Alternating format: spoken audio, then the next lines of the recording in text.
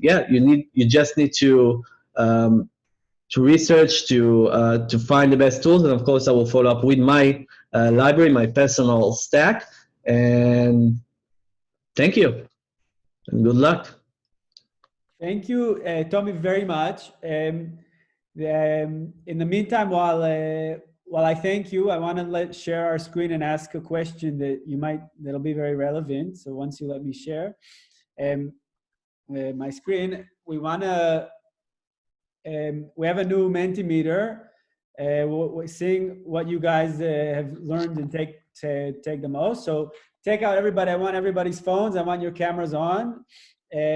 And let's see what is the coolest hack you just learned from Tommy. So there's a new Mentimeter code because the free version only gives you 3 questions. There's some people thanking on the chat. So please, guys, let's hear your answers. Who's going to be the first one to send in an answer? In the meantime, we couldn't recommend Tommy more. Feel free. We're going to send you his information and the slides, and feel free to reach out and talk to him and engage him with your community. Like he was saying, this is no better time, and time is money, and he helps save it. So I think there really isn't something more important than that. Tommy, are you nice by these results? Yeah, I see it. Very cool. Are you surprised that the forest? People like the forest. People love the forest, yeah. The blacklist, the forest.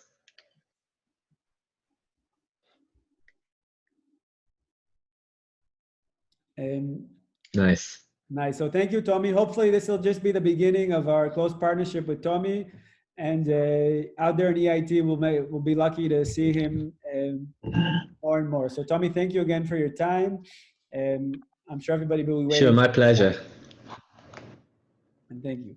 And so preparing for mics, we have one more question. We want to ask, what digital networks have you been active in the past year? Okay. So again, what digital networks have you been active in the past year? And this is a great transition question to get to know Mike Silberg. So Mike Silberg is the founding partner of ISCL. He's when you think of community, that's who you think of Mike Silberg. He's very involved also with us in the EIT Hub and the last delegation that we had in Israel and again in Amsterdam. He supports the development and management of innovation communities all around Israel and globally. He helped set up one of the most interesting ecosystem communities in Israel in Beersheba. He was helped in the past. He also was part of WeWork and helping bring them to Israel. And we're very happy that Mike's here. And I hope you guys are now all fresh and ready for another talk about how we should support our communities in these times where we're restriction. Now that Tommy saved us all this time that we have on our hands, we want to give it back to our startups and our communities. How should we do that? Mike, I'm going to let you share your screen and give you the floor. Thank you very much, Mike. Thank you, Yoni, for this very kind introduction. Thank you, Tommy. I think it's not the first time I heard your Zoom instruction, and I enjoyed it every time. I think what you give and the value you give to the world is so important, not just money and business-wise, but also emotionally. So thank you, Tommy. I'm going to share my screen now. It's nice to meet you all. I viewed all the pictures. I also got the Excel with the the very distinguished people joining us today. Sometimes my head moves to Hebrew, even though English is my mother tongue. I'm half Aussie, half Australian, even though you can hear it by the accent. So let's go straight ahead and jump into my presentation. Okay, desktop 1. Here's a spoiler. Let's go to the beginning and present.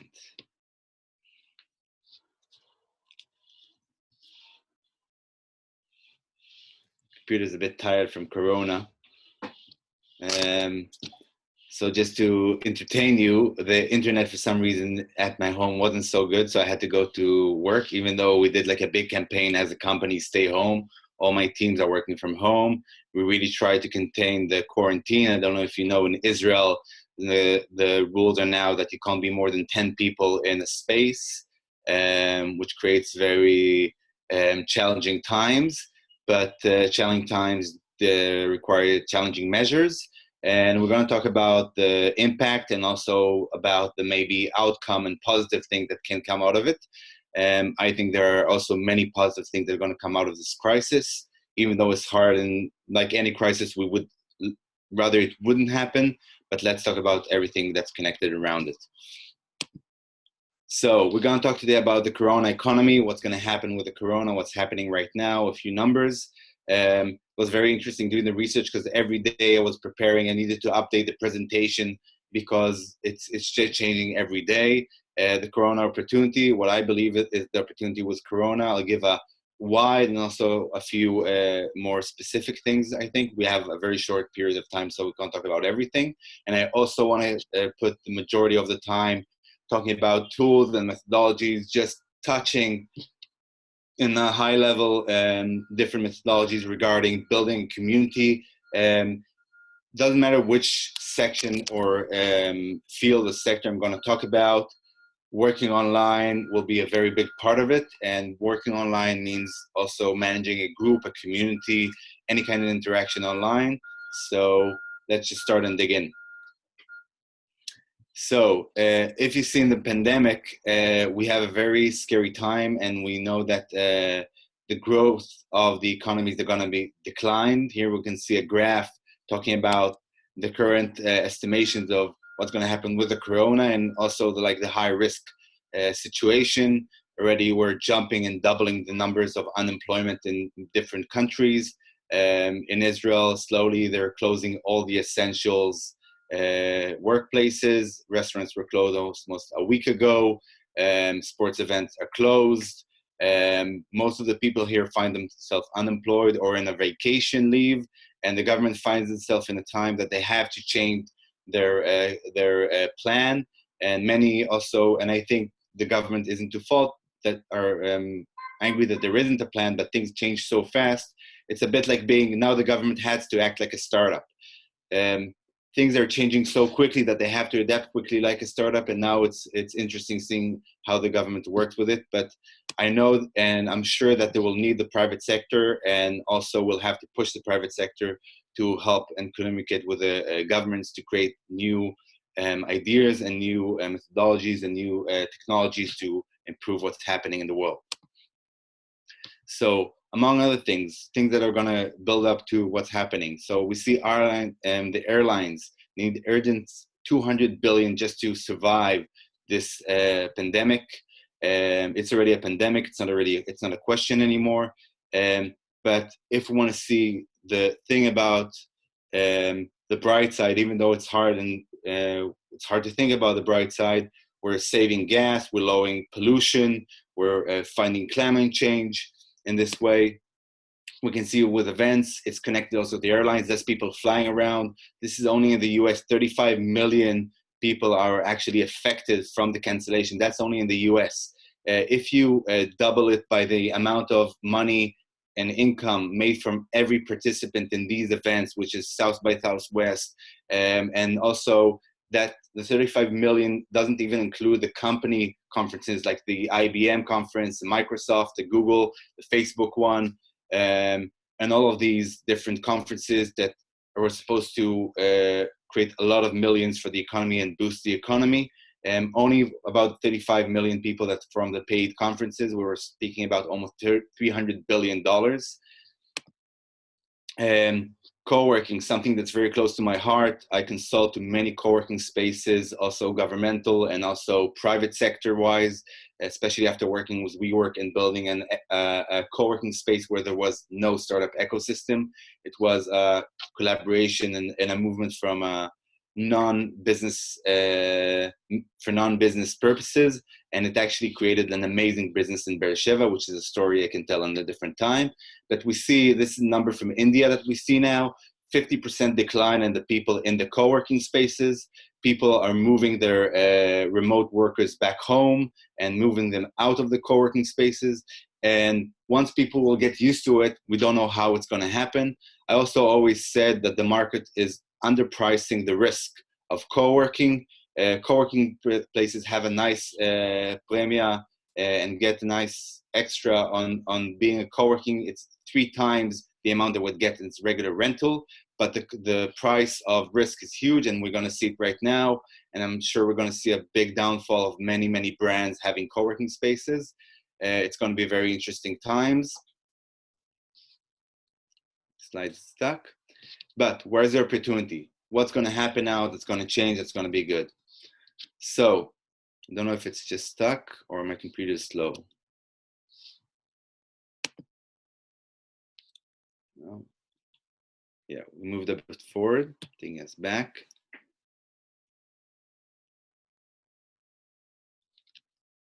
Great. So the more wide thing I want to open all of your minds to, since I know there's people hearing it from the climate kick, from the transportation kick, from the health kick, of course. So it means you all have different aspects, but the biggest thing that can change now is about changing habits. It's so hard to change people's habits, but now suddenly the habits have been changed. It's not anybody's choice anymore. It's something that has to happen. And even Bill Gates, which gives a very optimistic forecast, says that it can be finished by in 6 to 10 weeks. But still, 3-4 months, people not flying around. In a total, 3-4 months of people working from home. This is going to be the new reality. And we have to think about how will people work in this new reality. I can just name out of the top of my head 3 different ideas that can happen. The amount of reduction of course, having the not needing to fly anymore and connecting and having VR conferences, which we're going to talk about in a second. Also the idea that people will start working remotely, having smaller spaces, and maybe having different ideas of people moving from spaces and not using it all week long, and then reducing the amount of space and reducing our carbon footprint in the world. Just an example, an amazing company in Israel called Wix. I don't know if you guys heard about Wix, but Wix has a very interesting, they invest a lot in communities, and in order to manage their company, they work in 2 kinds of metrics management. One of them is every feature is their own community and their own company, and they act as a small company of up to 100 people. It comes from the idea that the CEO of the company, an Israeli unicorn, said that we got to 1,000 employees and we said we don't know how to manage more than that. So they reduced it to only 100 people max to every company within the company of now 3,000 people. But they also have guilds. They have communities of professionals. And once a week, all the professionals from around the small companies within the company meet together and connect. And what I see in the future is maybe different teams meeting in different days in co-working spaces, maybe not using the whole space all the time, and really making the office space something that's we do part of the time, and we lower the amount of people. Only if we reduce 2 times a week, we reduce 40% of traffic on roads, and it can be different ideas that can think about how now, because of the pandemic, we're reducing our environmental footprint, how we can reduce our environmental footprint and in different ways. But also these new habits will require new technologies to make them easier, like the super tooler Tony Balav, that for everything he does, he has a tool, a digital tool. I think everything that will change in our habits will need a digital tool, this or another, that will help us do that. And some of them will be also physical hardware that will help us change our habits and act a bit differently. Yeah, it's just working too. Wait, yeah. So I would love to see in a raise of hands. Let's see if I can see the chat here. I use a different platform. We'll speak about it in a second. Let's open the chat. Who knows what we're seeing in the picture right now that we moved from? Anybody wants to raise his hand or something? I'm going to go back to stopping the video. Stopping the video, but going back to stopping the presentation. because I have to fix this.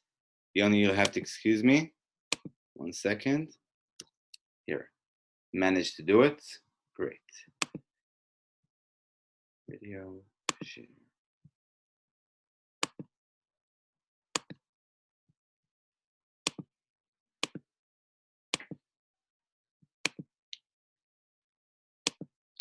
Great. So, who can guess what's this?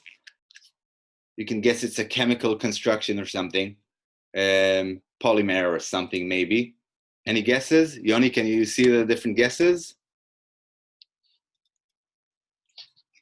Can you help me coordinate this, Yoni? Yeah. What do we see? Can you see the chat? So, any ideas? Anybody? Okay, penicillin. Great. Somebody's already was guessing. Oh, I ruined it. Yeah. Here, the chat open for It's me. very EIT Health. We're very disappointed that you didn't notice. Yeah. So this is penicillin. Penicillin was actually invented in 1928. But the thing is, penicillin only flourished and became world spread during World War II. In many times, the huge crisis or hard time is when things that were there for almost 20 years, 15 years, we had penicillin around, but it wasn't worldwide spread. It wasn't known enough about, but only when they had the war that people moved from different countries and they had to share different ideas, and different countries and the allies collaborated, they found a way to communicate and channel this new solution that's revolutionary and changing the world and reducing death from infections and from bacteria by hundreds and thousands of percentage. And this is exactly what we're looking for.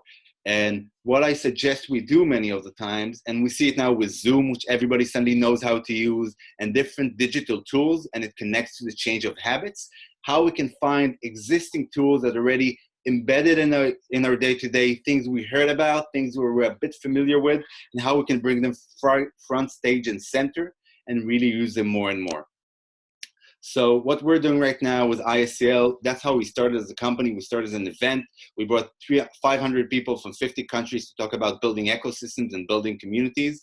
And it's by accident, but it comes exactly with what the time requires. We decided that the 2020 is going virtual. I hope to bring amazing solutions that are ready, but because we didn't have enough of a need, and I think a will, economic will, need from the market, we'll see a lot of VR now and ways to create, instead of face-to-face engagement, we'll find things that will be under our skin.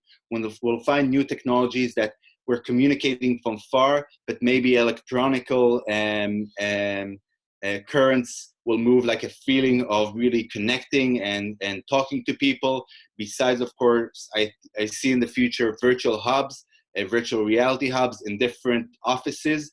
Like when I went to New York and worked with Google, and in Google they have in every floor they have VC rooms for doing video conferences quietly. Don't know if you have one of those in the office. In the near future, I think by the end of 2020, every large company will have a VR facility that people can come into the office, maybe go to a sterile area and go on and teleport themselves into a virtual conference or virtual meeting, and we'll see more virtual things happening. And this is a great opportunity for people in the virtual reality world, virtual augmented reality.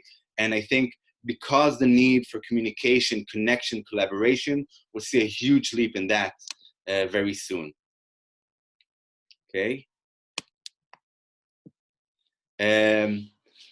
So another interesting opportunity, a bit off what I think most of the people think when they think about opportunity. I saw this great quote by a Spanish biologist researcher. I don't know if you guys saw it, but you guys in Europe are brilliant. Talking about a footballer getting over 1 million euros a month, and a biological researcher getting only 1,800 euros a month. So go ask for Ronaldo for solutions. So it's exactly that. We invest so much in sports, and the sad thing is, even though I think this crisis will change many things, we will see that people in the end have very short memory, and will go back to sports and will go back to entertainment. Second. So what I think is going to be huge and going to change hugely is going to be the sport tech. We see people can't playing sports right now and can't going on the field. It will take a long time before we have 100,000 people in a crowd together. I think the whole world of sport tech is going to move very fast. There's an amazing hub that together holds all the hubs in the world of sport tech. It's called Colosseum. They have 47 or 62. They have 62 communities moving sport tech in them. And I don't think you have a kick around sport tech, but I think in the end, it's going to, from the sport tech world, we'll have the disruption of the entertainment world. And I think we're going to have a huge, we're going to have now everybody working on solutions for Corona and vaccines, but it's going to be very to the point, and people will find those solutions, and very quickly the pandemic will move away and we'll go back to the day after, and we'll have to go back to our lives. And I think the disruption is going to be in this huge industry that is trillions and trillions of dollars and euros, and it can also affect other entertainment industries. So now that we spoke about the trends and about the opportunities and things that are happening and can happen, I want to talk to you about communities. So if I ask most of you what's a community, most of you would start with the first part of our definition. Can you see the screen okay, Yoni? Can you see 100%? Great, because I see all kinds of the chat and thing. I want to make sure you see only the, great. I have a lot of distractions on screen. So I want to make sure you have only the presentation. We see really well. Great. So most of the people, when they ask what's a community, they start with a common ground and say something similar: communities, people together, collaborating, and having a common ground, a common interest. But the thing is, and we find out, and it's happening that we researched only after the first ISCL summit in 2018 and created a summary in 2019, that its common ground is correct, but common ground can be explained in a very interesting way. It can be a common need, and now we see immensely how the common need of fighting the COVID-19, the coronavirus, gets everybody together, and we're one huge global community, and we can see everybody moving online to an online community. But the third thing that can happen and create a community is a shared experience. This shared experience and this shared need, even though it will go away in hopefully 3 to 4 months, people will still be community, still be communicated, and have a shared experience of moving this together. People that you have in a year from now, no common need or no common passion, but will have been through this hard experience with you. If you'll be in the unemployment center and you have another 100 unemployed people that communicated together and went through this rough time together, these are the people that usually are the most communal, most likely to be a community that goes on even after the need and passion is gone. So this is your time to shine. This is your time. If you won't be online, if you won't communicate, if you won't use this hard experience and make lemonade out of this lemon, you will lose the people, and you will lose the connection, and you will lose the most important thing and most valuable thing in the world now, their attention. Because people's attention goes to their community. So what you have to do right now is touch the needs of your employees, touch the needs of your customers, touch the needs of your partners, because you guys most of the time collaborate with different people, and find a need or a passion to collaborate around. And once you create that, that's the beating heart of building a community. But that's not enough. And the second thing you have to do to build a community is create a common space. It doesn't matter right now which space, but for sure it's a digital space. We're going to talk about different digital spaces in a few minutes. But think about what's a digital space that you would facilitate. I can't go all the way about analyzing spaces, but that's one thing. A few points about spaces. When you create a space, the whole idea of the space is creating the fence. One of the things that affected me most in my life was being in Burning Man, in the Israeli version, and the one in Nevada. And I saw how, as part of the production, we just created the gate and how everything was created inside. But that sense of this is a gate and this is a closed space is very important. When you create a space, think about the questions you ask people when you come in, the requirements you ask people when they come in, how you register, how you see that you are part of that space. It's really important to architect your space and create some kind of clear movement that you moved in the space and now that you are part of the space, welcoming procedures and stuff like that, which moves me to the third part of building a community, which is facilitation. Facilitation is all about the whole community experience. And that's something that people didn't have emphasis enough about, and people usually underestimate and invest in. Having an amazing facilitator is the most important thing you need to have in the community. If the common ground is your heart, you're pumping out, the common space is the body that facilitates everything, the facilitation is the soul. Okay, it's what keeps you alive. It's what means that you have some kind of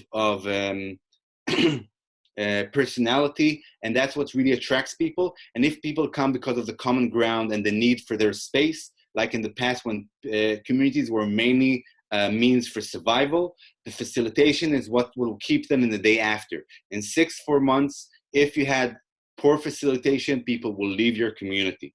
And once you have their attention, it's really an amazing tool, but it's something that you can lose. In the end, communities are a bit like your apps on the phone. You have about 60, 82 apps, or like Facebook groups. You have about 200 Facebook groups, or if you're not on Facebook, other places, but you give your attention only to 12 apps, only to about 10 groups.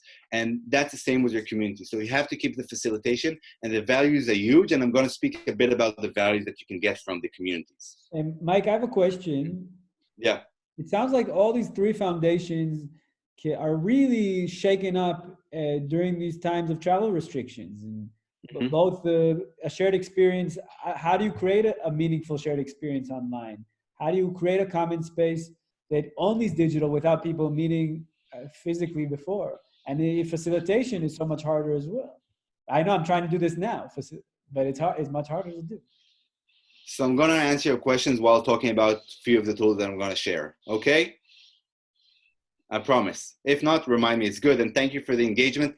Guys, if you have an important question like the one Yoni presented or something, once you finish, you feel I finished my point, please feel free to jump in, say your name, and ask a question.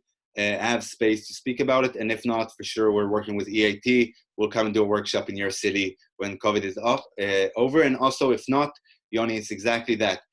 Because everybody, I'll answer one of your questions. Because everybody can't, because anybody or everybody can't do physical events right now, that's the thing. Everybody changes habits. People have to go online. They have empty spaces and still have needs to open. This is an amazing, I think many companies, even though most of the companies are having a hard time, the amount of money they're saving, not, on flying people around the world. And Tommy's talking about super tools.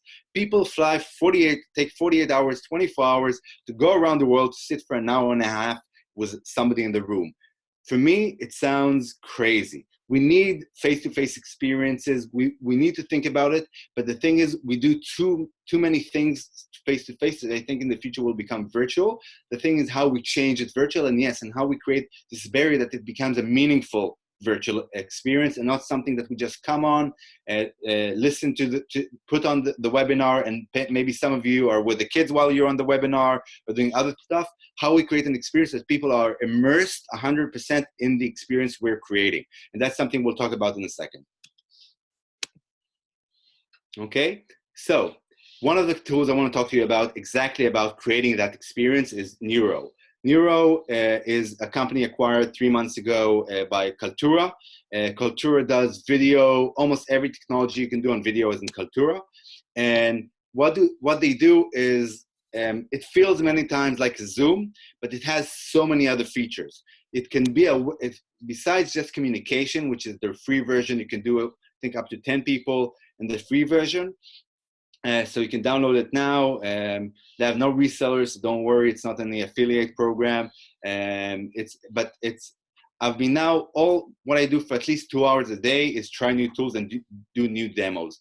One of the most amazing tools I liked is Neuro. And what Neuro does is, first of all, when you work with it, you can move from 2 different states, from a classroom to a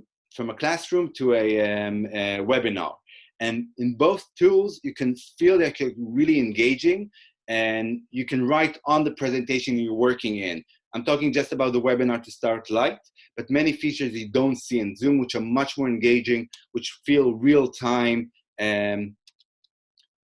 Okay, like you have a digital whiteboard and I can start talking to you and writing on the whiteboard, like in the center of the screen. And of course the recording, which is everybody do, but you can do live quizzes, which is very cool, and the cloud storage.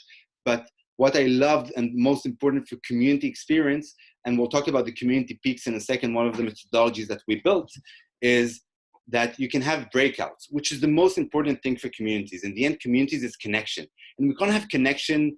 Yoni, how many people we have now? Like 60, 56 participants. It's very hard to have that kind of community. And even when we do huge conferences, it's not like we're all the time 1,000 people, 2,000 people together. We go and speak 2, 3, 4 people together. We break out to different sessions. Even though if you want to build a large event and you want to create things, you have to have the ability to break out to smaller groups, create the foundations of the community, create what we call professionally the cliques. It's a professional networking thing, how you create small cliques and then bring those members, part of a clique, back into the main session. And then when they click, they connect with the other cliques together. And that's what you have to think. How you build a community in an offline, or how we call it an on-life experience, and move it into the online. So Neuro is a great way because you can do the breakout. And also, Yoni, if you want to think about it in different ways for you guys, you have to create small cliques that are part of the community. You have to facilitate even to the amount of cliques, or think how you create the cliques, and then gather the people together into a conference, into an event, and manage those cliques into building up the community. Because it looks like there's a magic happening and people come to our conference and everything happens. But no, you put points, I call them like baits that connect people, and around a space, a booth, or different things, you create small cliques and talks about one specific thing, and then people change, and that creates the strong connection and strong networking, which is a hyper network that happens in a conference that you come out and you're usually like dead tired, and everybody thinks at home that you're going out in the hotel, but you sit until 2 a.m. just giving emails and continue collaborating and following up on leads you created all day. And this is something you just need to create online, and then create these time and spaces of fun and togetherness in the small cliques, and then get back together. I didn't bring all the possible tools to creating cliques, but New Room in many ways creates both of them, because it's also an online to create talking and feel of real life communication, and also creates the breakout, which is one of the most crucial parts in creating the foundations of a community. Okay, this is how the system looks. Great. So I was giving you a highlight about the community picks. One of the things that we found while really working with a lot of communities, that there are 5 different things that build up community, but more interesting that we managed to modular it about stages. There's 5 stages of, once you have the community, how you create a more communal community, how you create a more stronger connection within the community. So the first thing you have to do, Yoni, is exactly that. You wanted pinpoints, let's talk about the points. Identity, how you do different things to put an identity. Facebook has been researching communities for a long time, and they opened CLCs, which is like community groups of community managers in over 600 cities. They closed it 2 months ago, before they know the pandemic was coming. But they did it because they knew that the communities together will give them a lot of product feedback. We'll talk about that as a tool for your businesses or startups that you can recommend them to build. But one of the ideas they got from there is also what we see now, the badges that everybody has on Facebook.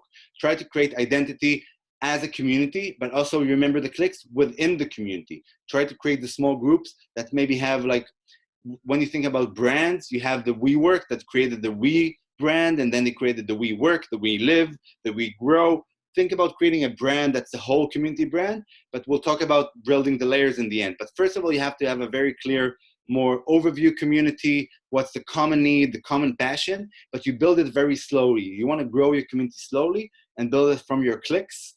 And then when you have the second thing that happens when you have a shared identity is trust. And there's a great book about trust. I don't have enough time to do all our workshops, and of course we'll talk about our workshops later, but called Trust Agents, about how to build, it's from 2009, 2010, how to build trust online, but we also talk about it a lot in our workshops.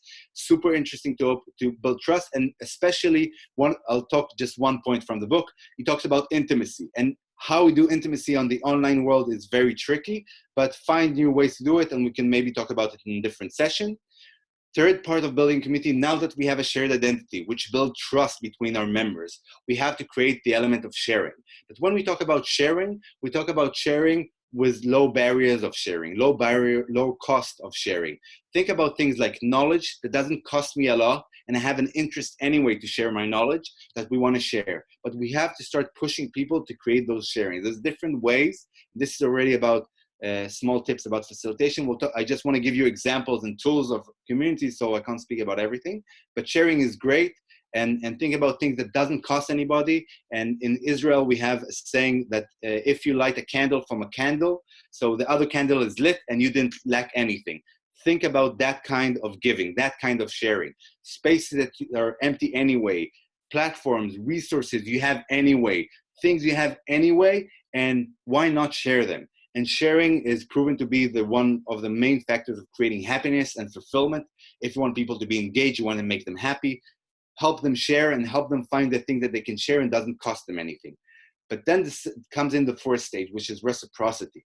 Starting to make people invest in the community and give things that have some kind of cost for them and have some kinds of needs energy from them, but they know there's a reciprocity. Reciprocity is another word for me for an economy. When you have an economy, we know that when I give somebody $100, let's look at it another way. If somebody gives me, I helped and gave a service and somebody gives me $100, I know my economy, my community will respect those $100 because I gave a service and give me another service for that $100. It's exactly what happens within a community. We have social currency. We helped one and we see another helping us and we say, wow, somebody helped me, I'm going to help somebody else. And we move it forward, we pass it forward. And that's something we want to cultivate within our community. And then once we have a moving, thriving community that's already shared identity, strong trust, have sharing, if something's easy, we share it quickly, but we're not also afraid to really invest, like mentoring programs and stuff like that. We start to create layers. Since we have a lot of communities around it, and now, especially now, everybody's trying to pull our attention for our community, we have to create layers. We have to create multiple layers of value.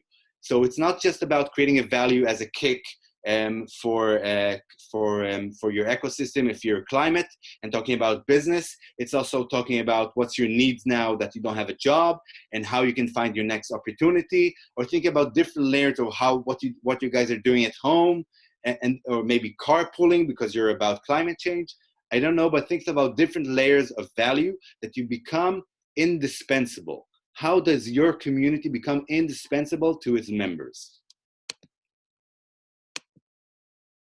Okay, when you want to build a community, there's all kinds of networks and all kinds of organizations. This, for many, looks like a community, but it's not a community, it's an audience, it's a pack, like a wolf pack. There's an alpha male or alpha female that leads and everybody listens. This is not a community. This is an audience listening and following the people. The other thing that we all used to from the different organizations is hierarchy.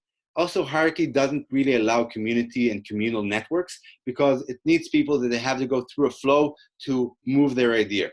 In real communal networks, we see people that anybody can step up. Even though we have hierarchy and we have ladders of participation, we see different people having different ways of communicating, and these communications also create emotional connections between the members. The emotional connections is also the thing that creates the shared identity, the opening, the trust, which we need to create for intimacy, and exactly all levels of the community peaks. And that's what we're aiming for in building communities. Try to break the hierarchy and let anybody step up and become a leader in his field, become a leader in what he wants to do. This is now from home, the opportunity for you guys to break the habits and break the social structure that exists and really maybe find the people that you couldn't see in the office. Something that I left out the slide because I knew I wouldn't have enough time. There's a company, I don't want to say their name. Their revenues went up 40% since the pandemic went up. And also they have proven results that their employees' productivity went up since they moved from home. But one of the things that the managers told me is because suddenly, and one of the employees also told me the same, it's a huge company, an Israeli unicorn, that suddenly the managers need to see and need to really review what the employees are doing. because when they come to work, when they used to come to work, they used to come, oh, he came to work, he sat in his table. You know, in the weekly talk, in the monthly talk, in the quarterly talk, we'll talk about performance. And then people have more place to slack and maybe do things that are not productive. I'm not about being a totalitarian regime and saying exactly what you do, but there are things that if you move back from home, that you can make a higher level of communication, a more frequent way of communication. In that way, increasing productivity, find Tommy's tools, and also, you know, but the fact that you have to communicate more. And this way, the flat organization, the community, that you don't have to go to an office in another floor, and you just need to send an email or send some kind of communication platform. That's a great opportunity. So as people moving the ecosystem, what you need to think about the whole ecosystem of the community ecosystem.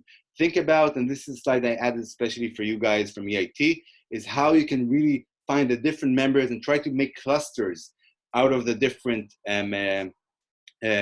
part of your ecosystem and build the building blocks of your ecosystem, but try to move them around. Try to think, what do you have in the similarities, and try to cluster people into communities and maybe also break them out into different communities, which I'm going to show maybe in a second. One of the great things and tools that we use in Israel, which we in ISCL helped to build, was the hubs, the communities mapping in the Startup Nation Central. In Israel, we have a nonprofit that's mapping the ecosystem and helping promote local startups. They do it by creating networking assets. If you know, the IMF, the bank, the World Bank, created a work from 2015 saying to move economic development, you have to create networking assets. And that's one of the main things that Startup Nation Central does. And to do networking assets, they created a map of the whole ecosystem of companies, of startups, of investors. But what they did with us is create the methodology of what's a community, and index all the communities. And when you think here of all the communities, you see in the type community, the communities are people, the people who lead communities are connectors, or the people that move the ecosystem. Try to also, if you want to build a community, find those connectors from other communities. Find communities other to collaborate with, that when you want to create value for your community, you can really already from the start, when you kickstart your community, which we're going to give a methodology for that in a second, in a few minutes, sorry. You can use that as some kind of value. You can say, here, guys, to answer your needs, to answer your passions, in order to overcome this crisis, these are the people we can collaborate with as a community, but we have to come as a community, as a force, in order to come and collaborate with another community or another organization.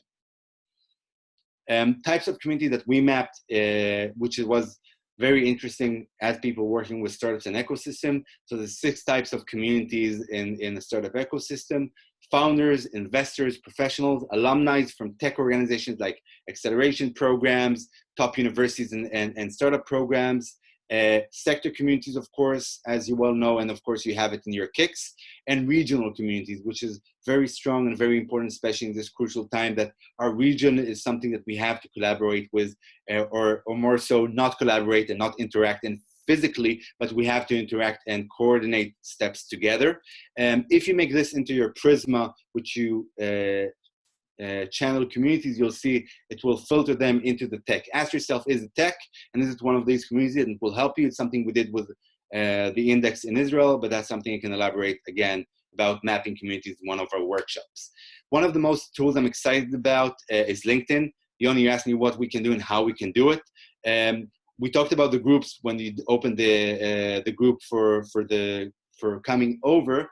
I think it's not the best communication tool, and that's why I asked you to ask the questions about communication tools. But when you build a community, there are 3 types of tools you have to have, 3 kinds of spaces. It doesn't mean you have to have 3 spaces, but you have to have the space answer 3 different questions of a space. One is, does a space enable quick communication? Which that's why usually we need Slack, WhatsApp, Telegram, that kind of communications. Does it enable sharing, which is exactly what LinkedIn and different private labeled, LinkedIn, Facebook, and different private labeled platforms like Lithium, Vanilla Forums, Mobilize, Mighty Networks allow you to do. And also if you have a platform that communicates outwards, talks about what does your community do, in order to empower your community, draw new members, and also create collaborations between other organizations or other communities you want to collaborate with. A few reasons why I think LinkedIn is a super exciting platform. First of all, it's totally undervalued. Even though it's almost a decade old, it's undervalued, underused in many ways in the organic world. It's very used and very expensive for the paid advertising and paid usage. But in the organic world, it's underpriced and underused. And if you'll be one of the people first, it's super exciting.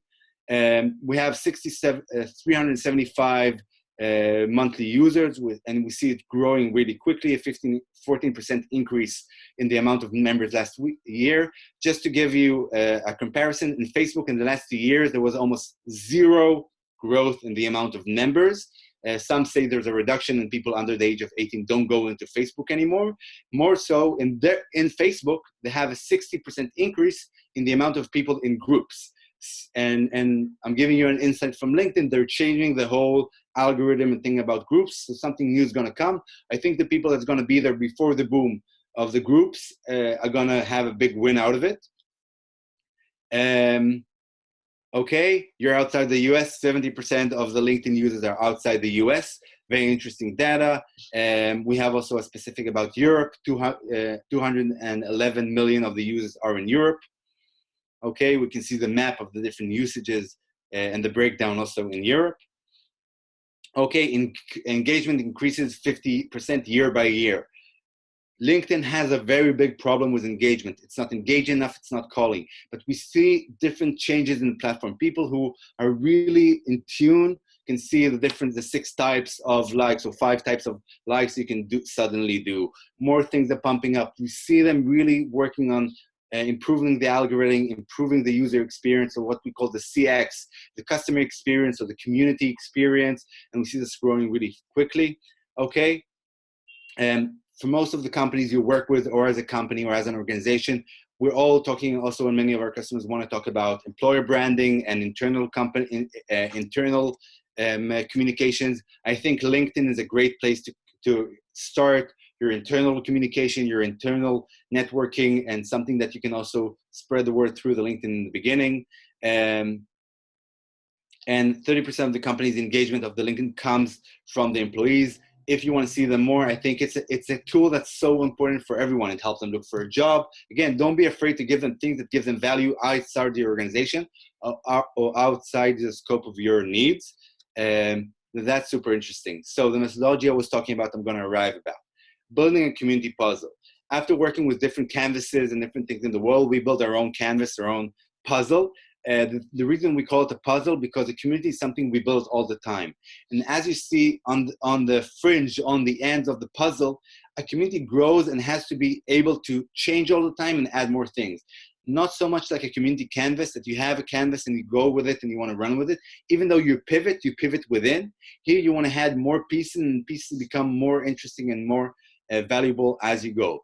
But this is like a whole workshop of 6-7 hours minimum to talk about the community puzzle. I'm going to give you a few examples of companies and organizations who build communities. And in the end, we're going to recap on the community puzzle and talk about what's relevant and valuable for you. So one of my favorite, one of the first, okay, I'm missing a slide that's going to maybe pump up later. One of the most important ways to build a community is support communities. So Facebook have a support community that's really strong, but the really original people who started support communities were Salesforce, and they reduced the cost with millions of dollars.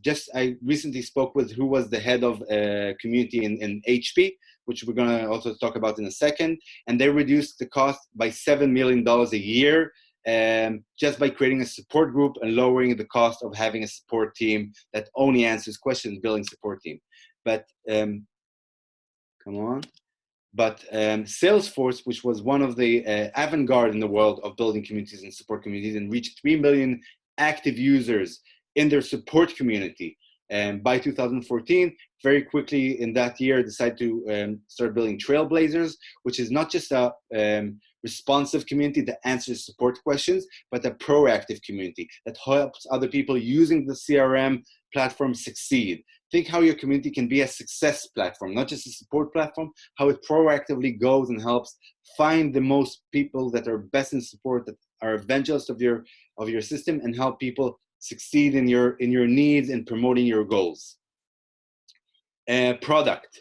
One of my favorite examples is from HP. In HP, when I met another another community manager in HP in 2017, he told me that on every LOB line of business, they have 150 people, which is a reason for that number of people. Yoni, I need to finish you're not giving me signs of time. Yoni?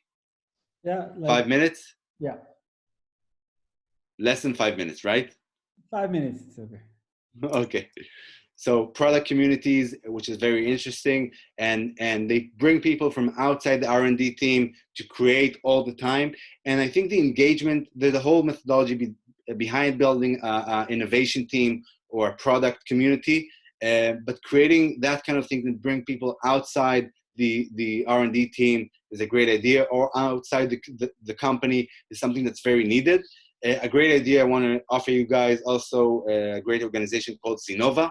They do outsourcing of innovation, which means they build a community of their own of innovators. And they say, hey guys, if you want to innovate, just outsource your innovation, give us the idea to innovate with, and you can go and reach them out and apply with them and say, we have this issue, create an RFI, request for innovation, and their community of inventors and innovators will love the challenge, and they have a whole business model. You can go into the website and check it out. I don't have enough time to talk about it. Advocacy, Airbnb did it amazingly. Again, advocacy is tricky because everybody wants growth in advocacy communities. But if you build a community for advocacy from the beginning, try to bring people in, it doesn't work. They started with a referral program. The referral program showed amazing results and higher results of having referral options. And they found that out of the whole people doing referrals, about the whole people on Airbnb, 90% don't do referrals, 10% or 9% do referrals, but they do it only once a month or less. And the other percentage, which is less than 1%, do almost 9 to 10 referrals a month. Those people are the true evangelists, not people that were pulled into evangelist group.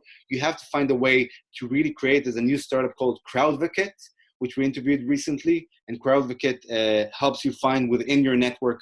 It crawls on your network and on your emails and on your facility. It sounds bad. It's GDPR compliant, but it's a startup that helps you also. There's Click AI, different things that finds those people that that they're true advocates, and from them you can start cultivating and build advocacy communities. They created programs for them, and they even created their own CRM. Because they're not employees of Airbnb, they couldn't be on the company's CRM, but they created their own for them. Content communities, which I think all of you know.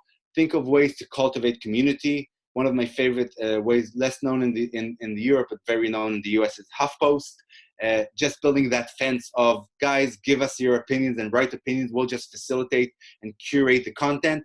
Nobody was paid since 2005 until 2018. Only recently started people paying columnists. In 2011, the company was sold for $360 million. A lot of value created by content communities. Another great tool every company needs is Reddit. If you don't know, I think they have 1.64 billion active users. If you want to create a content community, conversations, open it up in Reddit, create a subreddit. It's also something we got the inspiration for layers for building communities. And engagement. Adidas runners created great communities through engagement. It's something we can't do anymore because it's people running together, but try to create how you create engagement online. Now, one of our customers that created a co-working space for trainers, they moved all the training sessions online, and it's actually very interesting how not only they keep the community alive, they're actually increasing the network, and maybe the day after COVID-19, we'll see their co-working studios even growing. Belonging. When you create a belonging or internal communities, don't try to fake it. Don't try to say, I'm sorry guys, that EIT is a family or Intel is a family. Try to find things that are really for them, for their identity. Remember shared identity. Find the true identities, the things that are core, embedded, strong identities of the people, and connect them to your organization. That's the only way to really create connection to your organization. Invest in their needs, in their identities. And when you give first and create something strong for their identity, your identity will be more embedded with them. And think about it, when they leave the organization and they have your identity connected with the people from your organization that have the same identity like them. They'll keep connected, which is a good thing and good idea for your organizations. Assuming you do good things, and I know that EIT is doing amazing things, and it's one of the organizations I admire the most. So to recap on that, you have to find your purpose when you're building a community puzzle. That's one of the things. What do? We want to build where people want to find a product, a content. What's our need? What's our passion that we want to do together? You have to create the small clicks, even one small click, in order to really grow a community, which is the founding members. Create an experience, which is a whole thing that we have in an engagement workshop. And wait, I'm moving something in the screen that's interrupting. Then creating the space, facilitating. It's not, as I said, space isn't just suiting the communication platforms. It's also creating the borders of coming in and out, creating the principles, which also drives engagement and experience. But it's a more thing that creates like who's in and who's out. What do you have to do? Not just the things you want people to feel, and it also affects the experience. And in the end, you have to create some kind of impact, some kind of metrics to move on. I see everybody, your time is out and you have to go out. So I'm really sorry to getting over my time. Wait, yeah. I want to invite you guys. We opened just 2 hours ago. Community will send in the email with the materials of YCP. We have a community of professional community managers in Israel. We want to help the European Union maybe build space for the professionals who want to build communities, join their own space. We'll send the link of the YCP, the Young Community Professionals Community. It's free. It's just to help people learn the methodologies and start learning, really getting and being facilitated and cultivated to have. We have many customers who are looking to build communities. We want to build the future generation of community managers.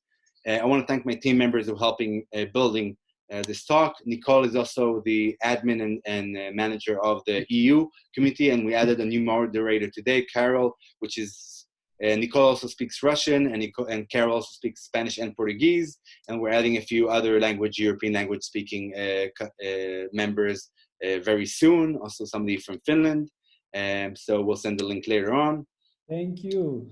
That's it. So, Yoni, I'm going to just flip about what we do. See, I'm quick. Workshops. I have time to speak about it, or just no, I think we're going to finish, and let me have a few moments just to thank you, Mike, for your time. I think also like the different models were super interesting, and there's a lot to take in, and hopefully this is just the beginning, or people can have time to delve into some of the models, because they're very, very unique and smart. And this is a big focus of the hub here, that we think Israel has a big added value to offer European, is these community models, and then behind that, I would want to ask everybody just to take a moment in the chat and maybe write a first feedback or comment of what you learned, or what was unique or special. And also to say that we're here for you. We are just going to start this. We already have 2 more sessions that they get booked pretty quickly, so you have to be fast. But we're also open to new ideas. So please feel free to shoot us an email. We'll be happy to build a webinar with you together with your community, to share a tool, an idea, a model that you use in these new times that could be very helpful for the European Israeli community.